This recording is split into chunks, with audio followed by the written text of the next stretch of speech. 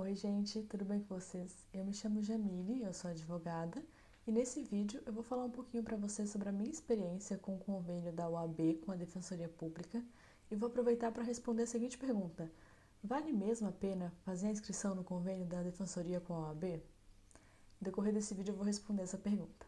Bom, para começar, a gente precisa entender primeiro o que é o convênio da Defensoria Pública com a OAB. Se você caiu de paraquedas nesse vídeo e nem sabe do que eu estou falando, esse convênio é basicamente uma parceria que a OAB fez com a Defensoria para que os advogados consigam se inscrever no convênio e atendam pessoas de baixa renda. O que isso quer dizer? Esses advogados vão atender aqueles casos das pessoas que não têm como pagar por um advogado, mas elas precisam ou ajuizar uma ação ou se defender em uma ação. Então, como a Defensoria Pública tem uma carga de trabalho muito grande aqui, pelo menos no município, no estado de São Paulo, foi firmado esse convênio para que alguns advogados consigam atender a essas demandas. Então, basicamente, os advogados podem ser nomeados tanto para ajuizar a ação, defender em ações, né, judiciais, como para participar de audiências, que são os famosos plantões da Defensoria. Esses plantões, eles normalmente são para audiência, tá? Muitas vezes acontecem online, outras vezes acontece de forma presencial. Então, se você se inscrever no convênio da OAB com a Defensoria Pública, você vai receber tanto nomeação para ações judiciais, como para plantões, se assim você escolher. No momento do cadastro, você pode escolher tanto fazer só ações, como você pode escolher fazer plantões também, juntamente com as ações. Os plantões podem ser em dias úteis ou não úteis, você que escolhe, e para cada categoria existe uma possibilidade, né?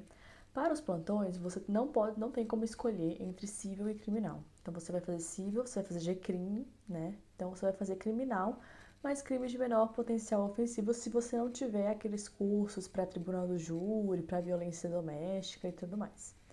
Agora, nas ações judiciais, você pode escolher ou você faz civil, ou você faz criminal, ou você faz as duas opções. Bom, falando um pouquinho da minha experiência pessoal, eu no início do convênio eu tinha optado por fazer plantões e fazer ações cíveis, mas antes mesmo de receber qualquer nomeação para plantão judicial, eu acabei me desinscrevendo porque eu achei que eu não teria disponibilidade e também porque tinha essa questão de ter que atuar na área criminal, que é uma área que eu não tenho contato.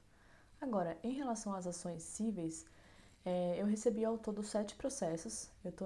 Eu fiquei na defensoria, né, do período de março de 2024, que foi o momento da inscrição. Tem um tempo aí até você receber a sua primeira nomeação, porque existe uma homologação, passa por todo um procedimento de publicação de quem foi selecionado, né? Porque não é um concurso público, mas você tem que cumprir certos requisitos. Então, por exemplo, você tem que estar em dias com a sua OAB, né, com o pagamento da sua anuidade. Então, existe uma lista que é publicada e depois disso você começa a receber as indicações. É, então, eu recebi 7 processos atuando de março de 2024 até fevereiro de 2025, porque eu optei por sair do convênio. E eu vou explicar até o final do vídeo qual foi o motivo da minha desistência. Então, eu recebi 7 ações. A maior parte delas é de família, então eu recebi uns 2 cumprimentos de sentença, 2 ações de guarda, alimentos, divórcio, que envolviam várias questões, e recebi 2 ações de curadoria especial, salvo engano, e uma ação de despejo. Foram essas as indicações que eu recebi. Nenhum desses processos finalizou, então eu não recebi os honorários ainda. Você só recebe realmente ao final do processo. E não fiz plantões judiciais. Isso não significa que se você se inscrever na OAB, você só vai receber 7 indicações por ano, tá? Primeiro que o meu caso teve uma peculiaridade. Eu recebi a minha primeira indicação em junho de 2024 e depois eu tentei mudar de endereço. Eu tentei mudar para atuar em São Paulo, porque o meu escritório é em São Paulo. Então eu tentei fazer essa mudança e eu fiquei suspensa por 2 meses. Eu não sabia que eles estavam qualquer tinha alguma pendência, porque eu só via que estava uma ocorrência, que eu estava suspensa para indicação, e só quando eu entrei em contato foi que eu descobri que eu não podia mudar, porque a minha OAB é de Barueri, então eles não permitiam, a não ser que eu fizesse uma transferência da subseção da minha OAB, né? Então eu acabei não indo atrás, voltei para Barueri mesmo, e a partir dali eu consegui voltar a receber indicações. Então eu fiquei suspensa por um tempo, poderia ser que nesses 2 meses, mais ou menos, eu teria recebido pelo menos mais 2 processos, porque é uma média de processos, um processo por mês na comarca de Barueri. Agora, em comarcas do interior, eu acredito que pode ser que as pessoas recebam mais indicações, porque talvez, né, exista um menor número de advogados inscritos. Agora, falando aqui sobre vantagens e desvantagens. Eu vou começar pelas vantagens, que eu acho que é mais fácil.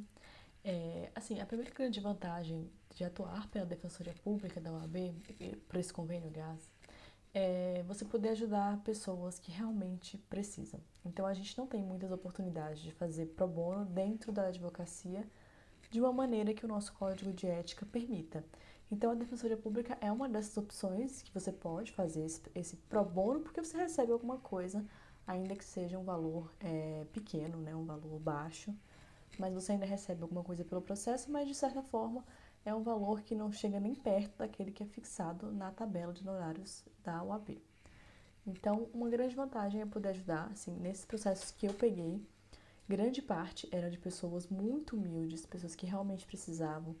Então, por exemplo, na ação de despejo, era uma situação muito precária da pessoa que eu defendi, e eu consegui a prorrogação de um prazo de uma ação de despejo, né? Então, fui despachar com a juíza, conversei, procurei teses para defender e consegui essa dilação de prazo para o despejo. Então, é muito gratificante saber que você está, de alguma forma, ajudando essas pessoas. A segunda vantagem que eu vejo assim, da Defensoria Pública, na minha visão, é que você tem uma oportunidade muito grande de ganhar experiência. Assim, eu acho que eu comparo mais ou menos ali com um médico que se forma e vai para um pronto-socorro do SUS ou particular, mas que ele vai para o pronto-socorro e ele recebe cada hora um caso diferente. Então, eu acho que isso varia um pouco de acordo com a comarca que você atua, mas na comarca de Barueri, eu recebia muitas ações muito diferentes, sempre com algum problema, com alguma tese nova, com alguma questão a ser alegada. Então, realmente é uma oportunidade de aprendizado, e não só disso, mas de ganhar segurança. Então, se você é um advogado recém-formado, que talvez no seu escritório você não tenha tanta oportunidade de fazer uma audiência, de ter o contato com o cliente, de fazer uma peça sozinho, porque é muito diferente você fazer uma peça sabendo que alguém vai revisar, de você fazer aquilo sozinho. Então, se você não tem essa oportunidade, é uma experiência muito válida. E até mesmo se você tem, porque você pode aperfeiçoar muitas coisas, tanto o trato com o cliente, como, claro que é um cliente diferente, né? Mas tanto no trato com o cliente como na vida prática, né? De enfrentar ali o dia a dia da advocacia. A terceira vantagem que eu vejo é em relação à remuneração. Assim, o valor é muito baixo, se você for comparar com honorários, ou os honorários da OAB, ou o que você cobraria de um processo, mas é uma oportunidade de renda extra. Cada pessoa tem a sua realidade. Às vezes você está no momento de que você tem dívidas ou que você tem uma meta financeira e isso pode te ajudar a conseguir. Eu vou ser bem sincera em dizer que, até como eu falei, acho que eu já falei isso no vídeo, eu não ganhei nenhum valor ainda porque nenhum dos processos encerrou. Então isso pode demorar para chegar no seu bolso, mas vai chegar, isso é certo. Agora, como desvantagens, eu citaria em primeiro lugar a baixa remuneração, né? Porque realmente significa uma certa desvalorização da advocacia. Se você for olhar, por exemplo, para a tabela dos honorários de direito civil, né, das ações civis, você vai ver que o valor maior de honorários dessa tabela são os honorários para investigação de paternidade, que é um pouco mais de R$ 1.400. Então, é um valor muito baixo comparado à complexidade. Então, pode ter caso que você receba uma indicação para atuar como um curador especial e nem tenha tese. Então, você vai ter que fazer uma contestação por negativa geral. Talvez não tenha absolutamente nada para alegar, porque você não pode nem pedir uma justiça gratuita. Então, realmente não tem tese. E você vai ganhar um valor ali, acredito, se não me engano, de R$ 700.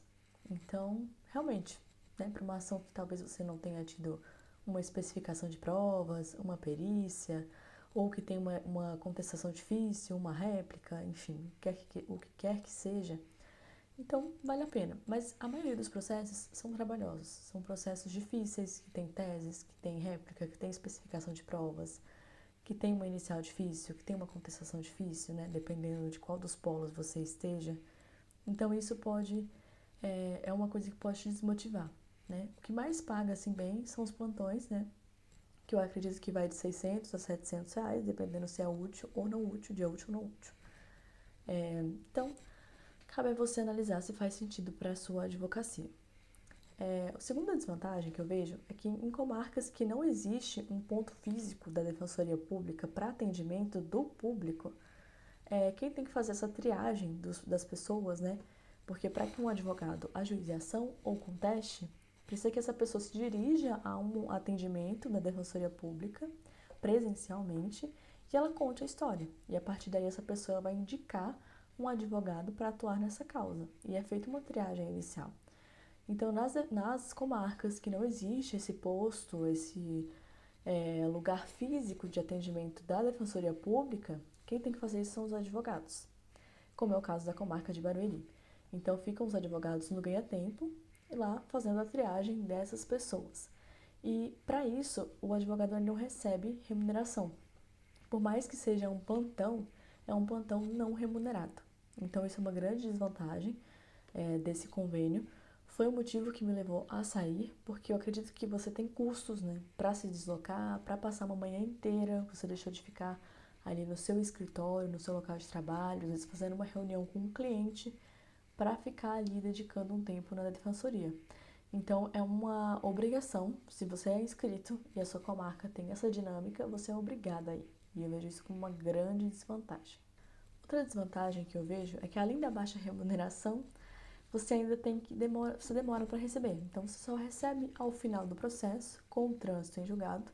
Pode até ser ali que na sentença, se teve recurso, você pode receber uma parte, mas às vezes demora tanto que você vai receber só realmente no final do processo.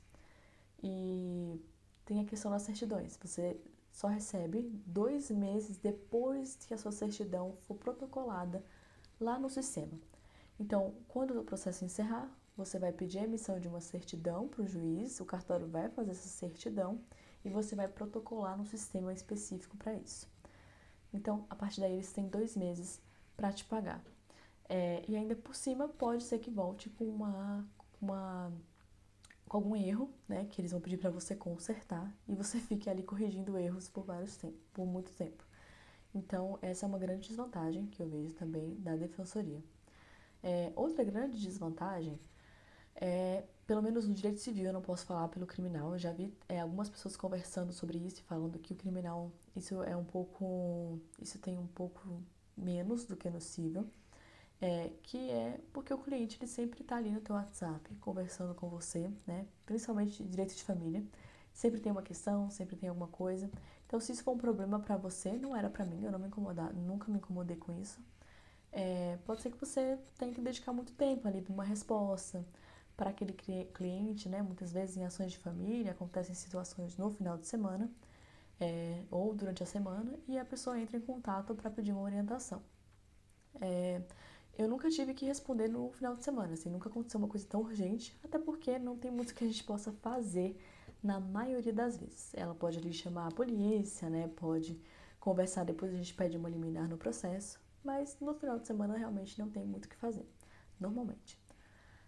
A outra grande desvantagem que eu vejo é que você fica vinculado ao convênio mesmo que você saia. Então, por exemplo, vinculado aos processos que você já foi nomeado. Então, por exemplo, eu saí agora em fevereiro do convênio e eu já tinha esses 7 processos comigo que eu fui indicada. Eu tenho que, obrigatoriamente, ficar nesses processos até o final. Eu não tenho como sair disso. A não ser que eu tivesse um impedimento realmente de advogar, né? Então, por exemplo, se eu tivesse feito um concurso público, eu poderia sair desses processos. Eu não sei se eles iriam pagar os honorários, mas eu conseguiria sair porque eles não vão poder me obrigar a advogar se eu não tenho mais como fazer isso, né? Então, se você entrar no convênio, você tem que ter ciência que se você receber 20 indicações, você vai ter que tocar essas 20 indicações até o final do processo. Agora, para encerrar o vídeo, vou responder a pergunta se realmente vale ou não a pena se inscrever no convênio da Defensoria Pública com a OAB.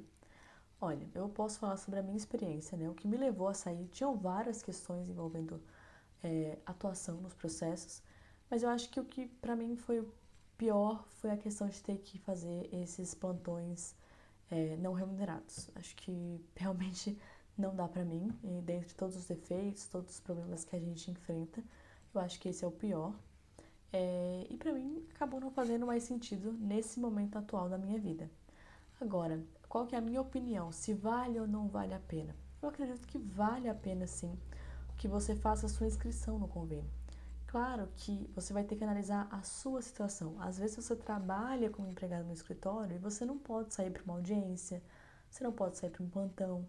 E assim, mesmo que você só tenha ações judiciais com você, essas ações podem ter uma audiência de conciliação, pode ter uma audiência de instrução e julgamento. Então você pode ter que sair do escritório para despachar com o juiz. Existem assim uma série de possibilidades que você vai ter que se ausentar. Se você tem essa disponibilidade, eu recomendo fazer. Porque se você não fizer, você vai sempre ficar se questionando o que teria acontecido se você tivesse feito a sua inscrição no convênio. Que era o meu caso. Ano após ano eu me questionava: será que eu tenho que fazer essa inscrição? Será que seria uma boa opção? Será que não seria?